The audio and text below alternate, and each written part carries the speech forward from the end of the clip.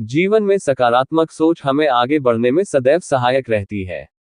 सकारात्मक सोच हो तो व्यक्ति हर मुश्किल में कोई ना कोई संभावना निकाल ही लेता है। सकारात्मक सोच वाले व्यक्ति मानसिक रूप से सुदृढ़ होते हैं। हर परिस्थिति में समभाव रहकर उसमें सकारात्मकता ढूंढ ही निकालते हैं।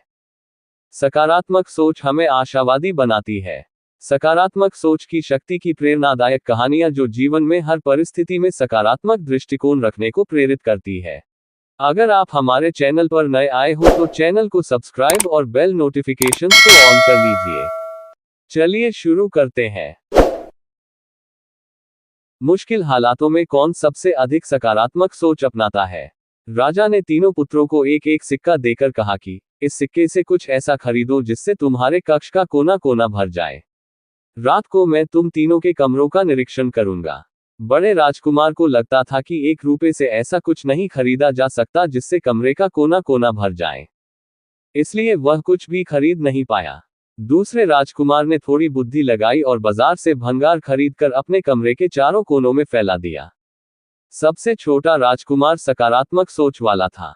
वह सोचने लगा कि मेरे पिता एक इतने बड़े राज्य के राजा हैं।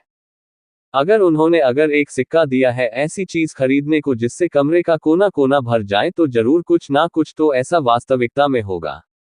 अपने पिता की बात को ध्यान से समझकर वह बाजार से दिए खरीद कर लाया।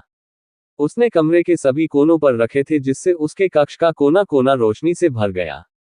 राजा ने रात्रि को तीनों पुत्रों के कक्षों का निरीक्षण किया। राजा ने तीनों पुत्रों को पास बुलाया। राजा ने कहा कि जब मैंने सिक्का खर्च करने को कहा था तो मैंने उससे क्या खरीद सकते हैं उसका संकेत भी साथ ही दे दिया था। मैंने कहा था कि मैं रात्रि में तुम्हारे कक्ष में आऊंगा। तुम्हारे कक्ष का कोना कोना भरा होना चाहिए। लेकिन तुम दोनों ने उस और ध्यान नहीं दिया, बल्कि तुम दोनों की सोच नकारात्मक थी कि इससे ऐसा कुछ नहीं खरीदा जा सकता। तुम्हारे छोटे भाई की सोच सकारात्मक थी। उसने समाधान पर ध्यान दिया। उसने बाजार से दिए खरीदे और अपने कक्ष का कोना कोना रोशनी से भर दिया। शिक्षा जब हम नकारात्मक सोच रहे होते हैं तो हम समस्या के आने पर समस्या को इतनी बड़ी मान लेते हैं कि समाधान पर ज्यादा ध्यान केंद्रित नहीं कर पाते। एक बार महात्मा बुद्ध एक गांव में प्रवचन करने के लिए पहुंचे। वहां कुछ लोग महात्मा बुद्ध को गालियां देने लगे। महात्मा बुद्ध शांत भाव से उनकी गालियां को सुनते रहे। महात्मा बुद्ध से कुछ लोगों ने पूछा कि हमारी बातों का आप पर कोई प्रभाव क्यों नहीं दिख रहा? महात्मा बुद्ध ने कहा, तुम लोगों ने मुझे गालियां दी, दुर्व्यवहार किया, मैंने जब तुम्हारी गलियों को स्वीकार ही नहीं किया, इसलिए गालियां तुम्हारे पास ही रही। जो चीज मैंने ली ही नहीं उसके लिए खुश होने या दुखी होने का कारण ही नहीं बनता है।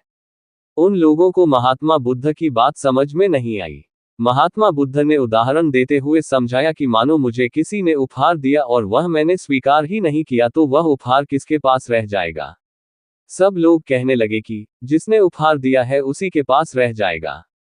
इस पर महात्मा बुद्ध कहने लगे कि अगर मैंने गालियां स्वीकार ही नहीं की तो वह तुम्हारे पास ही रह जाएंगी। बुद्ध की यह कहानी हमें किसी के हमारे बारे में बुरा भला कहने पर भी सकारात्मक सोचने की प्रेरणा देती है। महात्मा बुद्ध की ये कहानी हमें सिखाती है कि अगर जीवन में आपके आसपास कोई आपकी निंदा करता है तो भी अपना कार्य ईमानदारी से करते रहे। उनकी नकारात्मक सोच को स्वयं पर प्रभावित मत होने दे। एक बार एक लड़का जंगल में रास्ता भटक गया। जंगल में उसकी नजर एक लाचार लोमड़ी पर पड़ी जो चलने फिरने में असमर्थ थी। वह सोचने लगा कि इस लाचार लोमड़ी के खाने पीने का इंतजार कैसे होता होगा। तभी उसे एक शेर आता दिखाई दिया। उसे लगा कि यह शेर लोमड़ी को खा जाएगा, लेकिन शेर ने अपने मुंह में किसी जानवर का मांस दबाकर रखा था। वह मांस लोमड़ी के आगे डालकर चला गया। वह लड़का सोचने लगा कि भगवान बड़ा दयालु है जो उसने इस लाचार लोमड़ी के भोजन का प्रबंध भी करवा रखा है। घर आकर उसने निश्चय किया कि जैसे उस लोमड़ी के भोजन का प्रबंध ईश्वर ने कर दिया वैसे ही वह मेरे भोजन का भी प्रबंध करे। इसी जिद में वह बहुत दिनों तक भूखा रहा। जब उसके गुरु को उसकी इस हरकत का पता चला तो वह उसके घर पहुंचे। उसने सारी बात गुरु को बताई और कहा कि ईश्वर उस लोमड़ी के लिए तो दयालु था, फिर मेरे लिए क्रूर क्यों हो गया? उन्होंने मुझे ऐसा दृश्य दिखाया ही क्यों दिखाया? उसके प्रश्न सुनकर गुरु मुस्कुराते हुए बोले कि बेटा तुम ईश्वर का इशारा नहीं समझे। ईश्वर तुम्हें उस लाचार लोमड़ी की तरह नहीं बल्कि उस बहादुर शेर की तरह बनने की प्रेरणा दी थी। ईश्वर चाहते थे कि ये दृश्य देखकर तुम उस शेर की तरह बनो जो बहादुर भी हो और उसके मन में दूसरों के प्रति मदद की भावना भी हो। गलती ईश्वर की नहीं, तुम्हारे दृष्टिकोण की है। तुमने लोमड़ी की लाचारी में ईश्वर का उस तक भोजन पहुंचाना तो देख लिया, लेकिन तुमने उस दृष्टिकोण को नजरअंदाज कर दिया कि उस तक भोजन कैसे पहुंचा। इसलिए ईश्वर के इशारे को समझो, उठो और भोजन करो। स्वयं को लोमड़ी की तरह लाचार नहीं बल्कि शेर की तरह बहादुर, आत्मनिर्भर बनाओ ताकि समय पड़ने पर दूसरों की मदद कर सको। गुरु के समझाने पर उस लड़के का जीवन के प्रति दृष्टिकोण बदल गया।